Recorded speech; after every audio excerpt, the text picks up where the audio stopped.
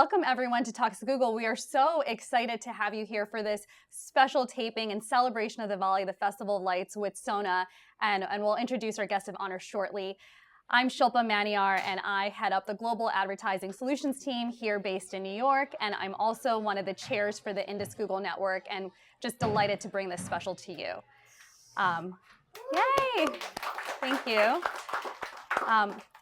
And so I'm excited and thrilled to have with us Maneesh Goyal, who is a passionate serial entrepreneur. He's the founder of MKG, which is a marketing firm. He's an investor and he's a restaurateur, which we're here to talk about.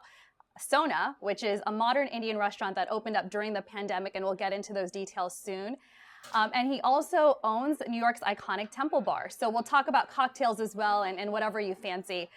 In addition to that, he also started a new homeware line, SONA Home, which you see plated right here in front of us, and we'll talk about its timeless luxury and what it means and how it was inspired by South Asian culture and origin.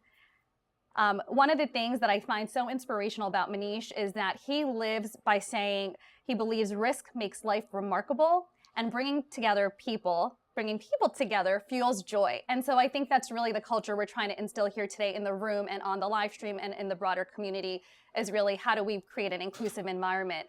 And with that, Manish is a proud and advocate for the LGBTQ+ community.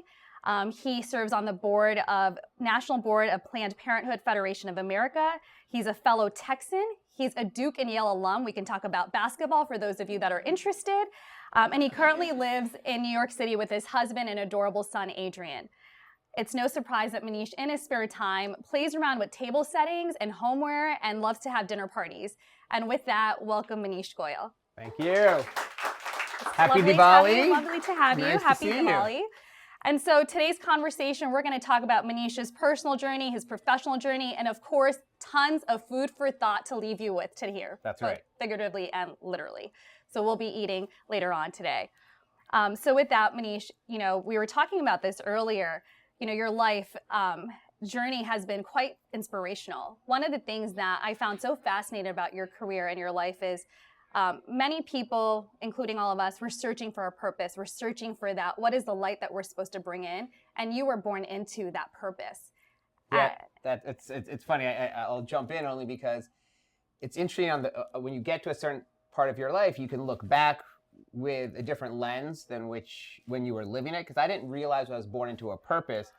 But certainly I know what you're referring to is my parents immigrated from India, from Punjab, and they settled in Dallas, Texas.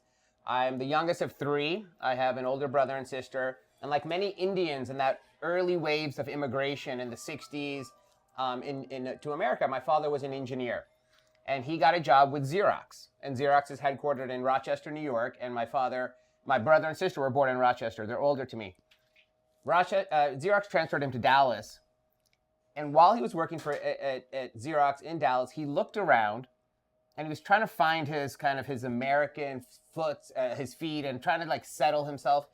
And he realized when he looked around that there's not a single Indian restaurant, not just in the city of Dallas, but in the entire state of Texas. And so, which is almost hard to imagine now because Indian restaurants are like Chinese restaurants. We're everywhere, thankfully. But so he would I think a lot about that grit of an immigrant. He kept his full-time job. He had 3 young kids. My mother didn't drive, all these things. And he said, I'm going to open an Indian restaurant. And ultimately, 2 months after I was born, in 1975, he opened Texas's first Indian restaurant called India House. And ultimately, he left his job and he ran that restaurant for 9 years. So my boyhood was spent in India House. My playpen was behind the bar. Don't worry, he was paid. Not exactly. Young child labor. No, child labor. No, but I was he really was exposed to it at such a young age. Exactly, and I saw how this restaurant, and it was a bold move. I mean, Texas in the 70s was a steak and potatoes kind of place. And so to introduce the flavors and the cuisine, even I remember it was a big deal when the tandoors came from India on Lufthansa. And I remember the crate that they came in and they unpacked the clay oven. And it was a big deal but ultimately it became a meeting place for the community. And finally, Texans started to take notice. And originally he once told me, he goes, I had to add pizza onto the menu just because I was trying to get people in the door, to try to get people to find a reason to come inside. But ultimately it worked. And he had it for just under 10 years. And so even in those young first 10 years of my life, which were spent at India House, I said one day, I want to do what my dad did. And I didn't know how long it would take me. It ended up taking me 4.5 decades, but I finally opened. And I always say, I didn't want to open a restaurant. I wanted to open an Indian restaurant. So that was an homage to my family, homage to my culture, but I really wanted to do it. And I wanted to do it in my city, which was New York. Yeah.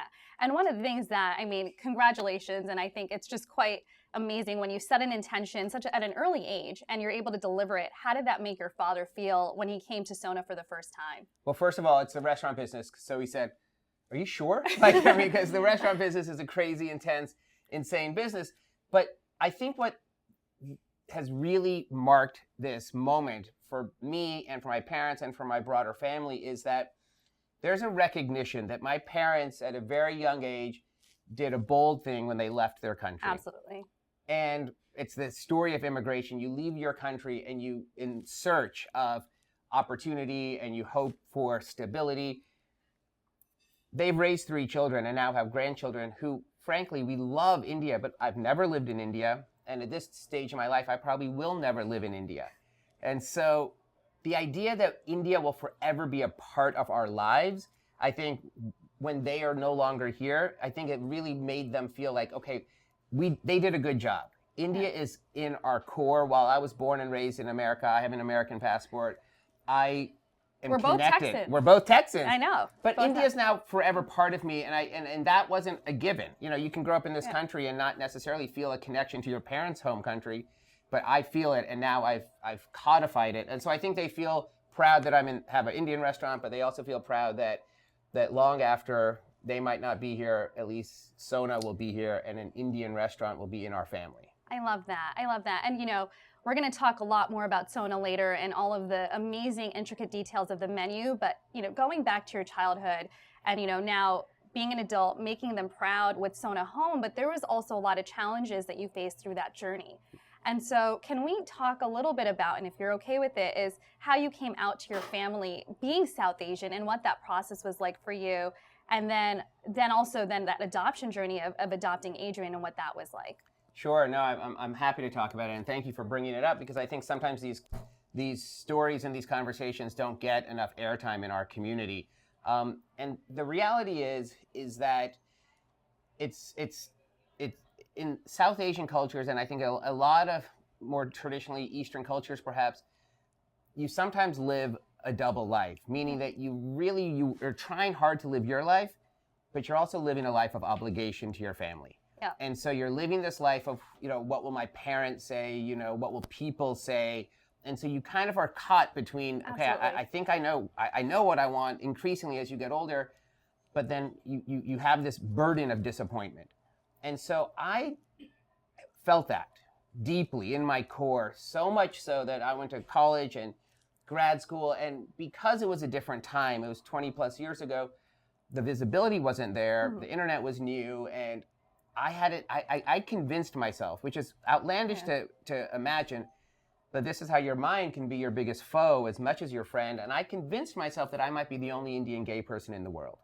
And I was like, it's laughable, but if you don't know anybody, if you don't see it. And social media was not around then, social media. so And I said, tough.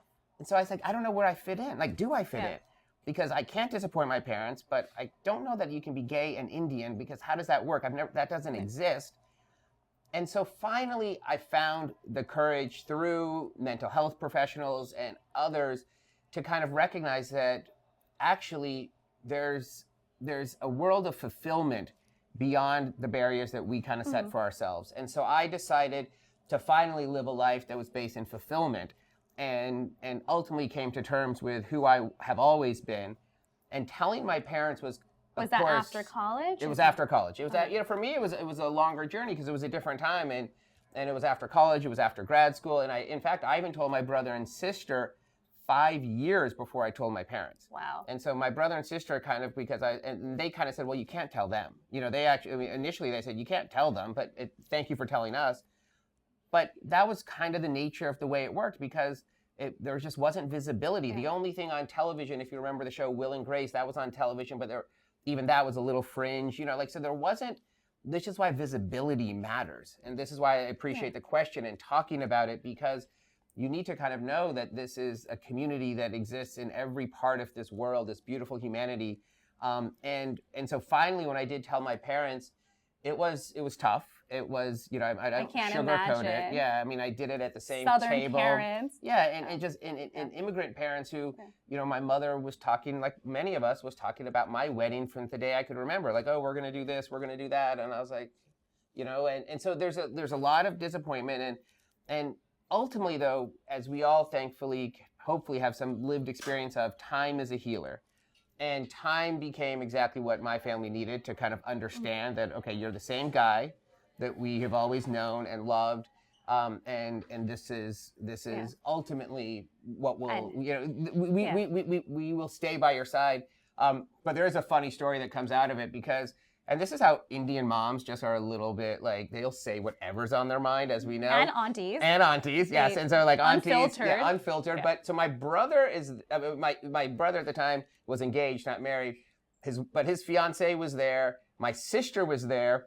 And like, so, because we had like orchestrated this. There was like, basically, there were conference calls about how I'm coming out to my parents. Like, there was like, it was fully, hopefully it should be easier. It should be easier, but in this case, we're like, okay, you deal with them, then we're going to come in because they're going to fall apart. So like, we had this whole plan. But so one of the things that you can't expect what your parents are going to say. But in front of my sister, like her actual child and her new daughter-in-law, my mother says through her tears, she says to me, I'm the baby, and maybe I'm her favorite. But she says, I'm the youngest too. Yeah, I'm exactly. The favorite for sure. But she says to everybody gathered, but I was saving all my best saris for your wife. And my sister, of course, is like, WTF, like, what about me? Like, don't I get the saris? But I was like, Mom, if we're worried about saris, I think we're okay right now. Like, don't worry. And funny enough, that I ultimately said, Mom, hey, can you actually give me a couple of your saris? And I worked with this cool person that I actually found on Craigslist. I put an ad and said, I want to turn saris into upholstery and make chairs. And I turned two of my mother's saris into upholstery for chairs, and they sit in my apartment now. So it's beautiful. Almost like she's in my home, which is so beautiful. And so it's nice to say, like, listen, might not have been in the way that you imagined, you know, like your saris would end up in our life or my life, but they're still here. So it's kind of nice. Oh, I love that. Thank you for sharing that. And I like how, I mean, you somehow morphed your mom into the idea of a wife wearing the sari into a chair. Yeah, it's amazing. Oh, and by the way, now, flash forward, she's the biggest LGBT advocate. She was like, oh, I only like gay people now. And I was like, okay, Mom, like, slow down. You know what? She comes to my house and she was like, all your friends, they bring flowers. I go to your brother's. No one brings. I was like, Mom, it's because there's a bodega on the corner and they like literally just like stop by before you cook them food. But it's very sweet because now and you couldn't have imagined the burden that I put myself under and that in some way society put me under. And now to be free and just very quickly, I had known for a long time that I wanted to be a father, and fatherhood was something I hoped that I would achieve. And it was unclear how that would happen. I met an amazing guy here in New York. We got married. I had the big Indian wedding of my dreams. Yes. And ultimately, as we decided we wanted to adopt, we went on an adoption journey. And that's where, you know, again, life happens. And I went to India and I met with CARA. And I talk about this openly. CARA is the Central Adoption Resource Authority. All adoptions in India are now centralized. I met with it's great, and adoptions is such a beautiful act. But it was made very clear to me that you are ineligible to adopt because you are in a same-sex relationship. So we were basically forbidden, and this is a part of the court ruling that just happened from the Supreme Court in India when they did not allow marriage and they don't allow adoption. So we were unallowed. We are not allowed to adopt from India. So, and Andrew, my husband, who's not Indian, was very open to and excited to adopt from India. So ultimately, it just you go on a different journey, and we ended up meeting an amazing boy who was being put up for adoption, who was born in Pennsylvania, and he's now our son, and it's amazing. And so we're very thrilled. And trust me, that little boy, Adrian Goyle, he's a Desi boy. Yeah, I love that. I like that. It's a great name, Adrian Goyle. You get a little bit of both cultures in it. That's right. And you know, it's interesting how life is so unpredictable. And you started off with, you know, knowing your purpose, which was you wanted to open a restaurant, you wanted to own the restaurant. And then, you know, you went through these challenges of coming out and dealing with that mental anxiety and burden. And And, we'll get into, any sources and help that you can share with them in terms of how you overcame that mental burden. And then you got your mom the perfect partner. You got her saris worn and in your apartment today, and you brought her a grandson. Yeah. Like, I'm doing pretty good. Yeah. I mean, come on, Mom. Pretty good. I mean, like, yeah. And I also say, I say jokingly, I have a brother and a sister, as I said, and both of them are married, both are straight, both married Indians. Yeah. I was like, what else do you want? Like, I mean, you got grandchildren, like. You got to spice it up a little bit, exactly. right? Let me mix it up. But no, it's really, it is, and you have to take stock of that. And in terms of like the advice and how I, when I have the opportunity to talk to others, you have to find your tribe. You have to find your community. And so for me, it was when I moved to New York, as I said, I wasn't out to anybody, barely out to myself. I moved to New York City and I heard about, a friend of mine said, hey, there's a support group called SALGA, SALGA, the South Asian Lesbian and Gay Association. And literally knees shaking, I walked into this room, so nervous to walk into this room. And I opened the door, and it was at the LGBT Center here in Manhattan. And I walked into this room, and in a circle, sitting in chairs, was me. And I just saw Desi people who were struggling with the same stuff that I was struggling with. And suddenly I found community. And some of those people from that first support group meeting that I went to are some of my closest friends and have been with me for 20 plus years on my journey. And so you have to kind of find your tribe, because oftentimes it's elusive, and and everybody, I talk about this a lot, everybody who you go to for advice has their own agenda. So your parents are kind of looking out for themselves because they care about what people say. So they're kind of looking out for you, but they're kind of looking out for themselves and what that auntie over there who's bitchy will say. You know? I know, it's like the community dialogue, but it's so important you found a tribe. You have to find your own and find your people that really are in it for you. And then you have to lift yourself up, because ultimately no one has your back like yourself. Yeah. So that's a lot of how I just kind of through self-preservation just kept going and going until I found my fulfillment. And I think what's incredible about you is that you continue to give back to the community through all your philanthropic efforts. So SONA's become this inclusive environment where you do events for Desi Rainbow parents. Yes. And several other foundations. Do you want to talk about what some of those mean to you? Yeah, I mean, for me, we are all part of, and now especially in a very a world that is wrought with strife, we are all part of a larger ecosystem. And if we are not instilling in ourselves and our children that we have to give back, we have to provide, this is a virtuous cycle of give and take, then it will fall apart. And so I've always kind of recognized that I've been given a lot, and so I have to provide a lot. And so I love working with organizations, throwing events for them at SONA. Tonight, in fact, we have a great benefit for Sucky, the organization that works with survivors, South Asian survivors of domestic violence and domestic abuse. We're closing down the restaurant, throwing Sucky at the Diwali party. We are, because they do such important work. And so I'm always working with different organizations. I'm very proud to be on the board of Planned Parenthood, Federation of America, because I care a lot about the experience of being a woman in this country. And so I am very, very connected to the idea of supporting and building and lifting communities. I love that. And hopefully one day we can get the adoption process, even in Asia and South Asia, a little easier so that everyone's accepted. And I think that's the energy that we want to continue to extend across. Adrian needs a sibling. Adrian needs a sibling. It's going to be named Bharat something else. We got to switch it up. That's right. But we're here to talk about SONA as well, and it's a place of inclusivity. But one of the things you did with SONA is you opened a restaurant during the pandemic.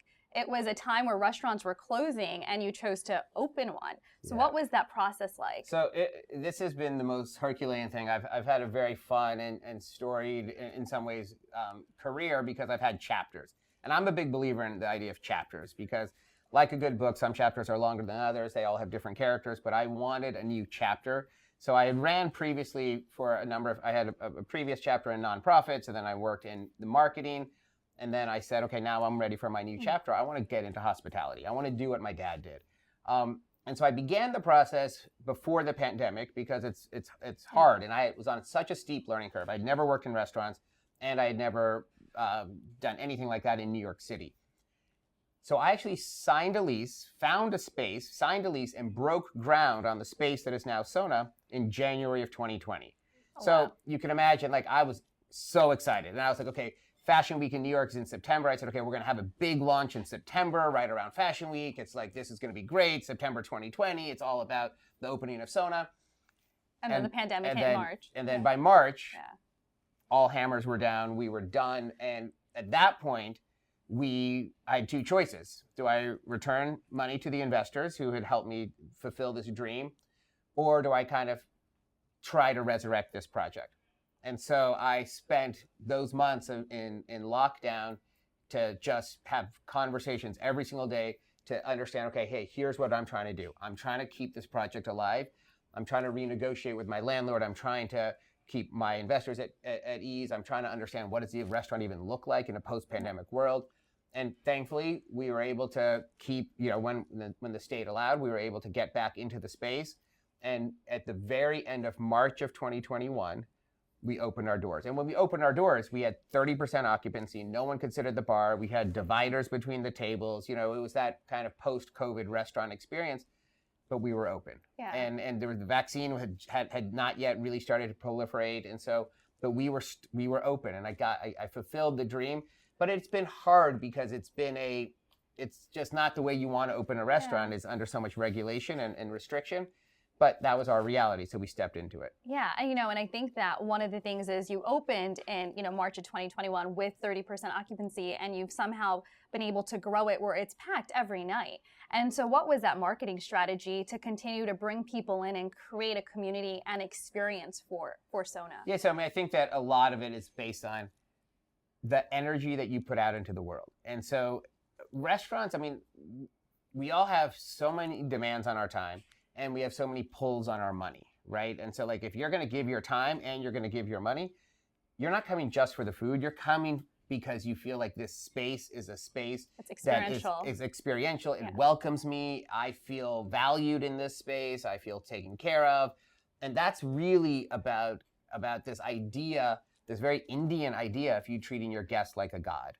And so how do we kind of embody that at SONA? And I wanted to create a space that had great music, great art. We only show art from Indian artists on our wall. We have great music. We have beautiful, like right now, if you walk into the restaurant, you will be floored because we have gone crazy with Diwali decor. Because Diwali is a true celebration this year more than ever. This idea of the triumph of good over evil is so salient. And so we have really decorated the restaurant. We have specials. We have a happy hour now. Like, it's just like we are trying to be as welcoming and friendly and bring that spirit into the restaurant. And that starts a lot from me. That's just because I'm there all the time. My son is running around, and it's great. I love that. So I guess marketing strategy is really coming in from the heart, being welcoming. I think, obviously we're lucky enough in South Asia, we have hundreds of gods. And so it really is, you can treat everybody as how authentically as you want to treat them. That's right. And, talking about the menu, so you have the experience, now you have the menu. How did you come up with the menu, and what's your favorite dish on it? Yeah, so the menu is something I'm extremely proud of because we have decided, and this was a purposeful decision, to really go pan-India. So we have dishes we have an amazing Goan fish curry. I love it. That is so good. And that dish is very close and near and dear to my heart because it's actually named in honor of late chef Floyd Cardoz, who was a legendary Indian chef in India and in New York, who started Tabla, who, I stand in his footsteps. And so we have a Goan fish curry, and then we have our butter chicken, I think, will rival any butter chicken. Okay, we're going to have to do a challenge exactly, here. That's we'll serious talk. But we actually serve it with a ball of very fresh, beautiful burrata. And so, it's our take and our twist on a butter chicken. I love our tamarind lamb chops. Our lamb chops are tamarind crusted lamb chops that are so delicious. We have a tomato dal that is so savory. The truffle mushrooms are amazing. Truffle mushroom palau. So we really, it's an Indian restaurant in its core because it is satisfying, but it's also one that will take you on a bit of a journey. And that's what I think we always wanted for the menu, is to not just be hyper specific, because that there's also a place for that, but for ours it's a little bit broad. And how often do you evolve that menu? So when you have a restaurant and you want people to keep coming back, you might want to change it, or do you keep it the same? Like, how does the evolution of the menu? You know what's so funny is I never realized how, well, first of all, everyone, when you have a restaurant, I've never had a consumer business, but people have a lot of opinions about what you're doing. And so, I mean, and thanks to the Google review team, like, we have a lot of reviews, and people are very happy, and some people are less happy, because you have to, if you take stuff off the menu, people are like, wait, what happened to that? Yeah.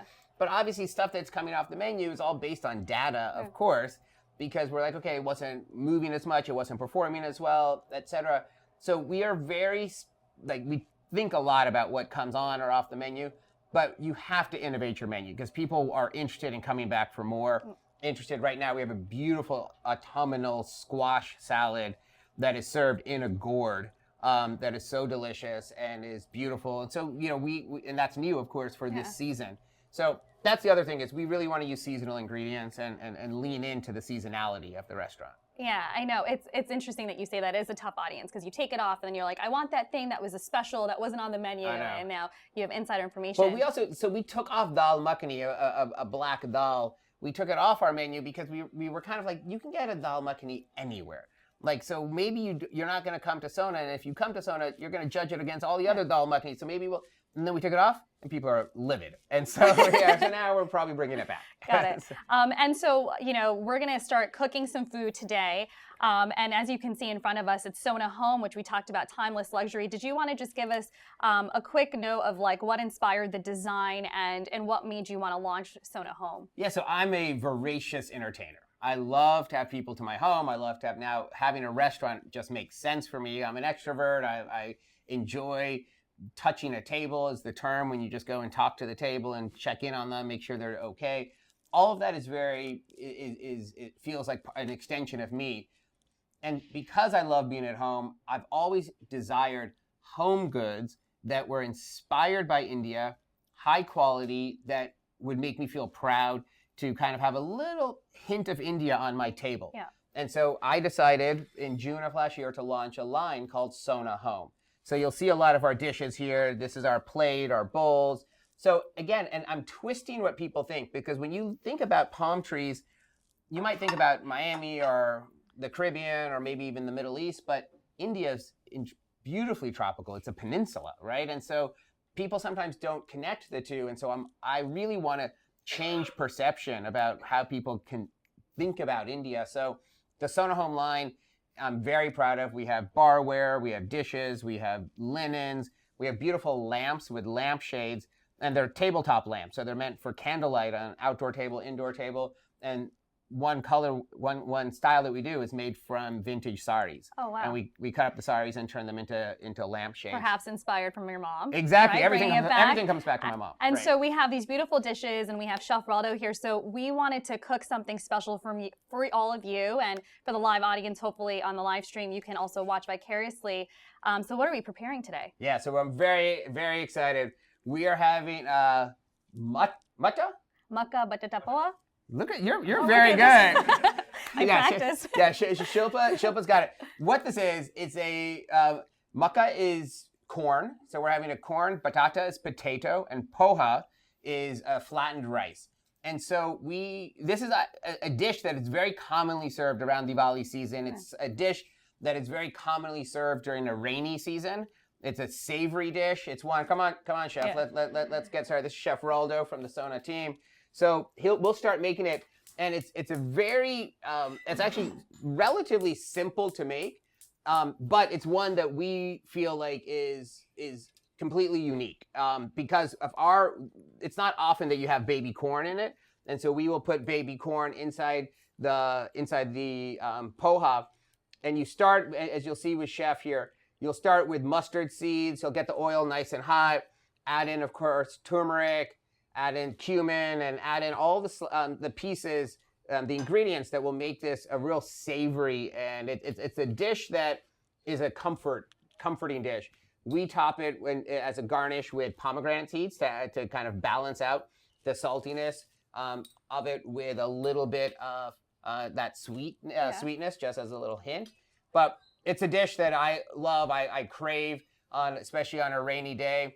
But it's really meant to be eaten around the Diwali season. As we all know, Diwali is a festival that is coming up very soon, but it's really now become a season, right? Yes. It's a season, and so this is a dish that we have learned to love around Diwali season. And it's interesting. I was just saying that 'tis the season. It's kind of, you used to think about the iconic holidays in December, but now it's Diwali also is so special. Even in New York City, it's a public holiday. So it's really for the first time, it's a public holiday in New York. But I think more importantly, it's become a holiday, and I give credit to a holiday, and I look to a holiday like Lunar New Year, which now Lunar New Year, like everyone kind of knows it's the year of the rat or it's the year of the pig or etc. And we didn't really grow up understanding Lunar New Year in the same way people didn't really grow up. This is my favorite part, by the way. The fireworks that happen. The fireworks that happen with the curry leaves, with the oil.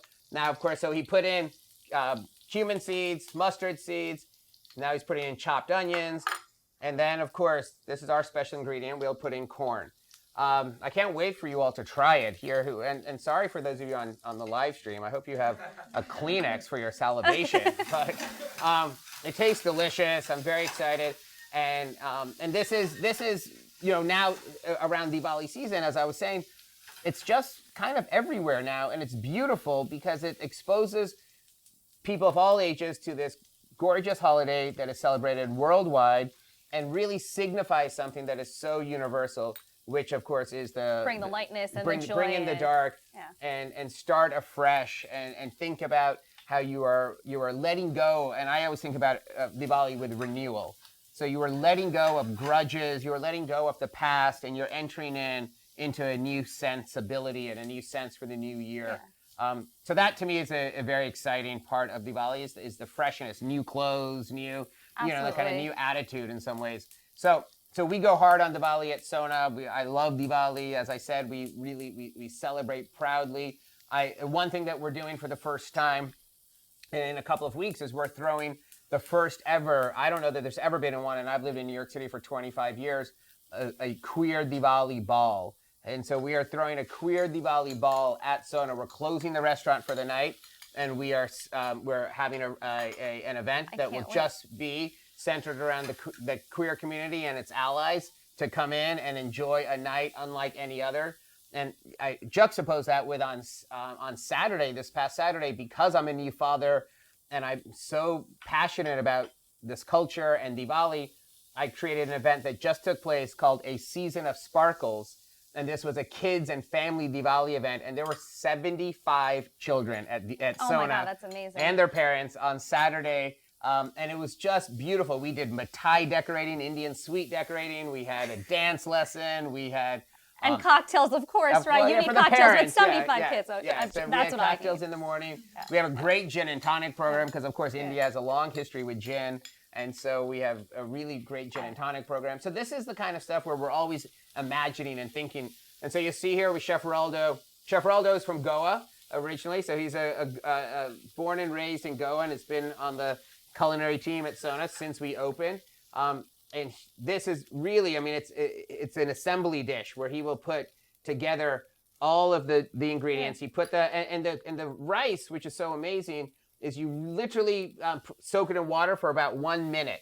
And it's a flat rice. It's a very different rice than any other rice. This is not a biryani rice. This is a very different rice. And it ends up, and you just kind of, you smells so good. I can smell it, and you can smell all the ingredients, especially the spice from the chilies and the bay leaves. Everything is coming together. It's really exciting. And because of the corn, it has a crunch to it that is very unexpected and delicious. So this is our makka patata poha, which we're very excited about. And the next dish that everyone here will try and will enjoy is our version of a jalebi, which of course, jalebi baby. Yeah, exactly. Thank you, Tesher and Jason Darula. Jalebi is an Indian funnel cake, is the easiest way. If you've been to a state fair or anything throughout America, you've seen funnel cakes. That's our version of a funnel cake. Sweetness, delicious, essentially fried dough. But we do ours with a saffron ruggerty which of course is and you're gonna try this, Shilpa. I hope you're ready to feast. I am hungry. This is great. This smells so good. I've been eating through. This is it. Yeah, here we go. So this is for you. Oh, a little bit. We need that pomegranate. Beautiful. I love the colors, and I think this is what you were talking about, is the experience of the food. So in a beautiful bowl that tells a story. That's right. So and all the colors. And so so we're as we enjoy, he's going to start making the jalebi, which we will use saffron, and you'll see the dough that he makes. It goes into hot oil, and you swirl it around to make literally the jalebi, and then we put a mixture of, it's actually flour and water that soaks overnight for 8 hours. You pair that with a simple syrup that we make with saffron, and then we pour that liquid on top of the jalebi and top it with pistachios.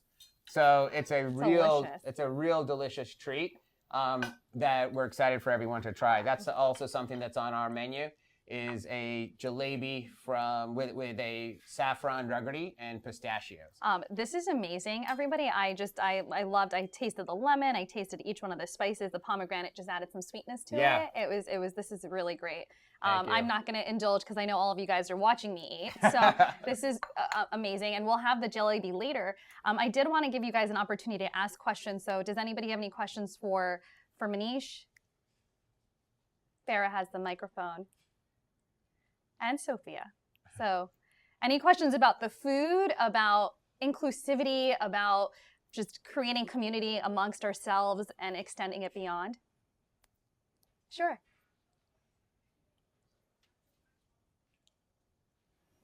Thanks for coming out and explaining everything. I really appreciate it. I grew up like you, born and raised in the United States as an Indian American.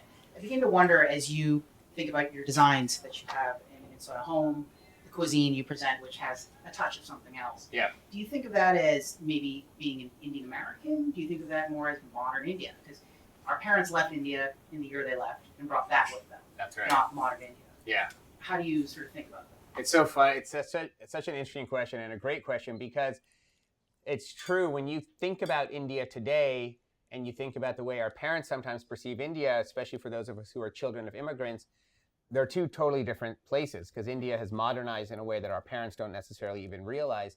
And so when I think a lot about my lived experience, I think of it is through a unique lens of being an Indian American. And that's always been who I am. But the hard part of being there is that when you're in school in Texas, in suburban Dallas, where I grew up, you're decidedly different and you are not American.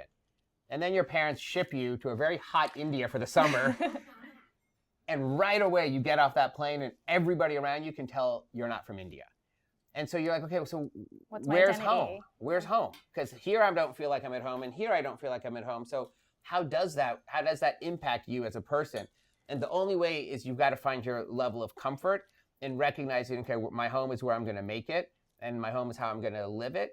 And so the one thing that I think is critical for me has been going back to India and experiencing modern day India and understanding what modern day, going to the restaurants. India has amazing restaurants, and going to see the innovation that's coming out of the restaurants in India. So that way I can hopefully interpret them in a certain way. And you know what's interesting is there was once something I read about Indian restaurants in America, and over, I want to say 80% of them have been opened by immigrants. So it's more rare than an Indian American is deciding to get into the Indian food space. Oh, I didn't realize that stat. Because most people who open Indian restaurants, again, are from South Asia and have said, okay, I want to showcase my culture. This is a little different for me because what is my culture? I grew up pretending to like Dallas Cowboys. It was very sweet when you were like, oh, you can talk about basketball. No, you can't. I really don't know. I went to Duke and I'm the worst Duke basketball fan, but it's just, I went to Michigan. I still we had the Fab Five. Yeah, so. Yeah, I don't even know what that means. But so, but yeah, so it's just very. This is all about finding your place in a sea of options, right? And so that's how I kind of think about it. It's like I've got to find what works for me. And beautifully tied together as our jalebi is fully prepped to sweeten the mood. Do you want it? This looks gorgeous. You've got to have a bite. It looks too pretty. I know. You will have to join me in Of this. course. So this is jalebi, which we were talking about. Oh. You went right in. I took a small bite. It's amazing. Oh my God. This is such a beautifully savory, sweet dish that is unlike any other dessert. So I'm very excited for you all to have it. And it's interesting. I always find it, like, as trying to sample around in the kitchen, like, it looks something that's easy to make, but it's actually quite difficult the process of actually frying it You have to have the oil at correctly. the right temperature, and then you have to keep it in for the exact amount of time. That's right. Yeah. And so what is your favorite dish on the menu? It's interesting. It's hard to pick just one. It's like picking one kid, right? Yeah, but there is, right now I only have one kid, so it's fine. He's the favorite. He's the best. But right now, this is a little bit of a throwback to what I briefly mentioned about my dad. And it's also a little bit being a New York restaurant, because if you think about great New York restaurants, they will have steak. We do have steak on our menu, a black pepper steak, which is delicious. We have oysters on our menu, which again, we have scallops on our menu. So you kind of think about what makes a great New York restaurant, and pizza. And so we have a SONA pizza that is probably one of my favorite, or it's and we serve it in 3 ways, with a Malay mushroom, or a butter chicken, or a chili paneer. And 3 pizzas, and they're paper thin, and they're so delicious and so savory. And it kind of brings me back to when my dad had to put pizzas on his menu. He was not making them Indian. He was just making them pizza to try to get foot traffic into his restaurant. But this is now our version, and New York and pizza are synonymous, and so we're doing our own version of that. I love that. I mean, I've actually had the pizza, and it's great. I know that you used to put a little andouille on it as That's well. right, yeah. And definitely try it if you haven't, for even those on live stream. If you come to New York, you know where to eat. Any last questions from the audience? Kunal? What time is it? Manish, thank you for coming. Definitely inspiring story. I had a quick question. You mentioned that we try to bring innovation a lot from India and bring it to the States. Is it something that you tried doing the reverse? Like, you found that there are things that work here that you can actually bring to India and really be innovative and share that idea and culture there as well? So it's, again, a great question. And that movement is harder to go from here to there. It's harder for me because I don't know that I have the networks and the base in India to explore. And in fact, when I launched SONA Home, I was panned in the Indian press because of the price of my plate. And so, it's just it's different. And of course, we did a lot of research, and in India now they sell all kinds of plates at all different price points, because there's customers and consumers at all different different price elasticity. So we were sitting somewhere in the middle, like middle to high, but like not by any means the highest. And so it was just, it's hard to kind of know. What I have found, and this is not unique to Indians, it's, I think, a lot of people who are of a country, when they experience somebody else, or experience cuisine, or experience something else from that same country, they're very harsh critics, because we sometimes feel like our harshest critics at SONA are Indians. And I think we can all, I see some head nods. We're like, yeah, we're tough. Like, like, we're tough on each other. And sometimes we are really trying to break that, to say, like, let's lift each other up and let's support one another. But that's what we have found. So, like, right now I haven't done a lot from here to there. I've been doing more from India here, including amazing talent, including, working with artisans in India. All of our product is made in India. So I've been lucky to have a lot of great relationships that I've been able to leverage to bring here. Yeah. It's interesting. As you're speaking, I'm like, I feel your energy of permeating resilience and grit from your immigrant father, and how you kind of overcome all these challenges. You fed my soul, literally, with some delicious food. And, we were also talking about how you've been an investor. You are an investor. You have your own marketing company. You have your own restaurant. What is the next step for you? It's who knows? Because I love this idea of chapters. I think that visibility matters. And so I sometimes, dream about it. Now my mom, it's so amazing because I love the resilience of women, especially Indian women, because my mom had it, like I'm sure many people had an arranged marriage. I'm just happy to stand next to you. I didn't tell him to say that, Yeah, but yeah, you know, I as love a that. South Asian woman. But I really believe that. But now my mom's like, Manish, you need to write a book so you can inspire other people, inspire other, you know, children of color. And so who knows what's next? I mean, I don't yet know, but I do know that I want to continue to put myself out there, make myself available to help others who didn't have somebody to look to, you know, certainly in the way that I spoke about when I was coming out and coming up. So now times have changed for the better.